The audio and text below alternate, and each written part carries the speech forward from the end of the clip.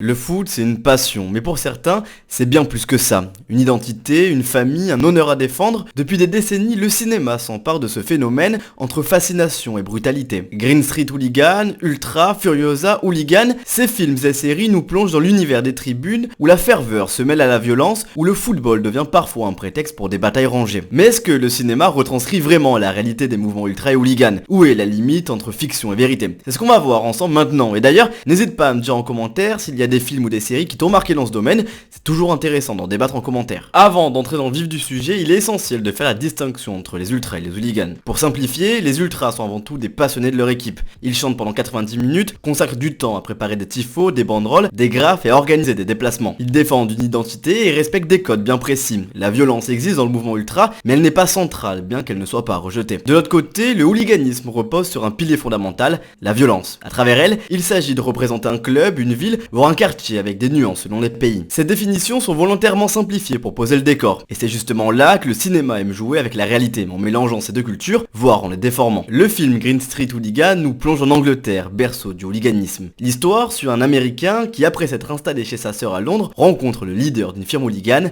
la GSE, Green Street Elite. Progressivement, ils découvrent leur univers, fait de camaraderie, de code d'honneur et bien sûr de violence. On retrouve ici un hooliganisme très anglais avec des groupes associés à des clubs, notamment West Ham. Les affrontements se déroulent en dehors des stades, dans la rue, et un fort code de loyauté unit les membres. Contrairement au hooliganisme polonais dont on parlera plus tard, ce film reste assez fidèle à la réalité anglaise et bénéficie d'un certain succès grâce à son côté romantisé. Pour bien différencier hooliganisme et mouvement ultra, parlons maintenant du film Ultra. On y suit Sandro, un leader ultra-napolitain vieillissant qui commence à remettre en question sa vie après des années de dévotion totale à son groupe. Sa rencontre avec Angelo, un jeune rêvant de devenir ultra, le pousse à un dilemme, continuer ou tourner la page. Ce film tente d'explorer l'essence du mouvement ultra, notamment à travers la hiérarchie stricte et l'organisation des groupes. On ressent la ferveur, la place des anciens et leur rôle de transmission des valeurs aux plus jeunes. Mais encore une fois, le cinéma a tendance à exagérer certains aspects jusqu'à parfois tomber dans le cliché. Tous ces films ne sont pas à jeter, loin de là. Certains détails sont très fidèles à ce qui se passe réellement. Dans Furiosa par exemple, on découvre un aspect authentique du hooliganisme polonais, les fights dans la forêt.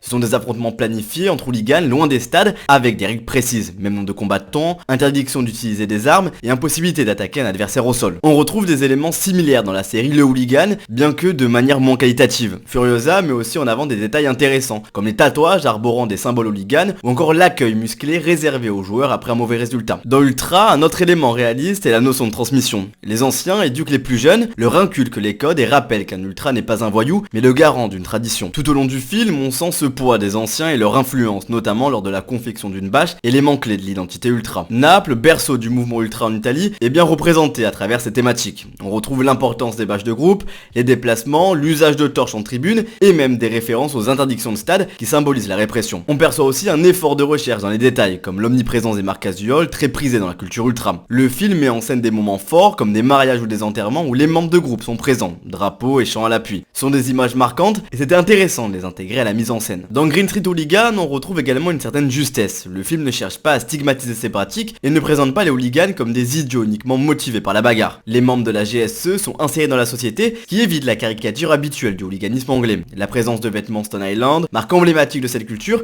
et l'utilisation de vrais clubs renforce encore le réalisme du film. Dans la série Le Hooligan, même si elle n'est pas particulièrement bonne, certains éléments sont aussi intéressants, notamment la manière dont elle illustre l'attraction du hooliganisme chez les jeunes en quête d'identité et de reconnaissance, notamment en Pologne. La série met également en avant les rivalités entre groupes polonais, un aspect bien réel. Un autre point fidèle à la réalité est la corrélation entre hooliganisme polonais et réseaux criminels, souvent mis en avant dans les films et séries. Ce lien ajoute une dimension supplémentaire et du suspense aux intrigues. Un film dont je vous ai pas encore parlé mais qui représente je pense le mieux le hooliganisme, c'est Okolo Futbola, qui est un film russe qui plonge dans l'univers du hooliganisme à travers le quotidien de hooligans du Spartak Moscou, surnommés les Shadow Crew. Le film suit leur mode de vie entre confrontation violente, code de loyauté et rivalité avec d'autres groupes, notamment ceux du CSKA Moscou et du Zénith Saint-Pétersbourg. En Russie, comme ailleurs, les autorités surveillent de près les groupes hooligans. Dans le film, cette pression est bien représentée, notamment à travers les arrestations et les descentes policières. Les fights pour le coup sont plutôt bien faits, mais on est loin des séries Netflix on est sur du made in russe en mode hooligan, franchement ça vaut le détour. Mais parfois, la fiction prend le dessus sur la réalité. Dans Green Street Hooligan, le principal reproche est l'évolution beaucoup trop rapide du personnage principal. Un étudiant timide ne devient pas un hooligan respecté en quelques jours. De plus, les affrontements en pleine rue sans aucune intervention policière sont assez irréalistes, surtout aujourd'hui. Bon, certes, le film date du début des années 2000, une époque un peu plus libre sur ce point, mais bon, ça reste un peu exagéré. Dans Ultra, le problème vient du manque d'immersion totale dans le mouvement. Malgré tous les codes ultra disséminés tout au long du film, on peine à vraiment entrer dedans. Il y a trop peu de scènes au stade, de chants, de fumigènes, ou même d'affrontements entre groupes, ce qui est dommage, surtout pour un film qui s'appelle Ultra. La confrontation entre deux générations de l'Ultra, pourtant très intéressante, reste sous-exploitée. À force de trop appuyer sur certains stéréotypes, le film perd en crédibilité. Malheureusement, les vraies valeurs du mouvement sont mises de côté, laissant place uniquement à la violence. Un autre reproche majeur en Italie concerne les similitudes avec un drame bien réel, la mort de Ciro Esposito. En 2014, des ultra-napolitains se rendent à Rome pour affronter la Lazio. Une bagarre éclate entre napolitains et romains, et un ultra-romain appartenant à un groupe fasciste ouvre le feu, blessant mortellement Ciro Esposito, 30 ans. Dans le film, on assiste à une scène où des napolitains se rendent à Rome et où Sandro est abattu par un policier. La ressemblance est troublante. De plus, tout au long du film, Sandro rappelle à Angelo que son frère est mort, une référence subtile qui pourrait suggérer un lien avec les incidents entre supporters de la Roma et du Napoli. Cette similitude n'a pas été bien perçue et c'est compréhensible, d'autant plus que dans la réalité, cette mort n'a jamais été vengée. En résumé, Ultra aborde bien certaines thématiques du mouvement Ultra, mais il en oublie d'autres essentielles. Un film sur ce sujet avec si peu de plans en tribune, et ben pour moi ça passe mal. De manière générale, Furiosa retranscrit plutôt bien le hooliganisme, mais l'intrigue policière est bien trop romancée. Dans la réalité, un policier ne s'infiltre pas de cette manière au sein d'un groupe hooligan, ce qui en enlève toute la crédibilité. Pour finir, la série Le Hooligan ne m'a pas vraiment convaincu. L'histoire d'un jeune qui trahit son chef à cause de la drogue, se fait mutiler puis rejoint le camp adverse relève davantage de la pure fiction que d'un véritable reflet du milieu. Au final, l'exagération l'emporte sur le réalisme. Pour clôturer ce format, je me suis posé une question. Quel serait pour moi un film réussi sur le thème des ultras? D'ailleurs, je vous pose la question, qu'est-ce qui vous ferait vraiment kiffer dans ce domaine? En toute simplicité, je pense qu'une immersion dans la vie d'un membre d'un groupe ultra serait super intéressante. Comment il arrive à concilier sa vie personnelle, son travail, sa famille, sa copine et en même temps le monde des tribunes. Entre les déplacements,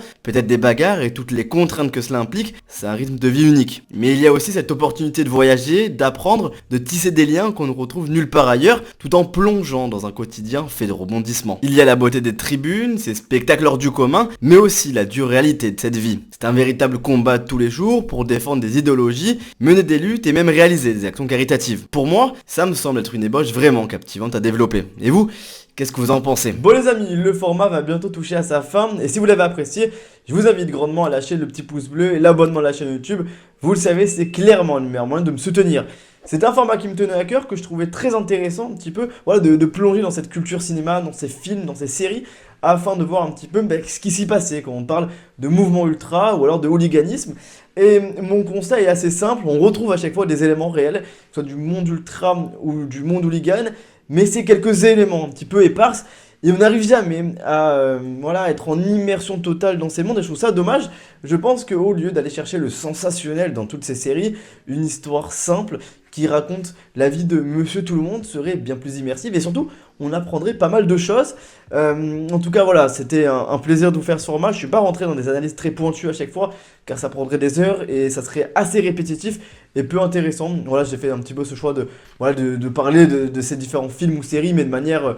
voilà un petit peu décousu. Voilà, c'était un choix, j'espère que vous l'avez quand même apprécié. Voilà, c'était CK. On se retrouve en fin de semaine prochaine pour un très très gros format. On va être sur des petits classiques de la chaîne, vous le verrez. C'était CK.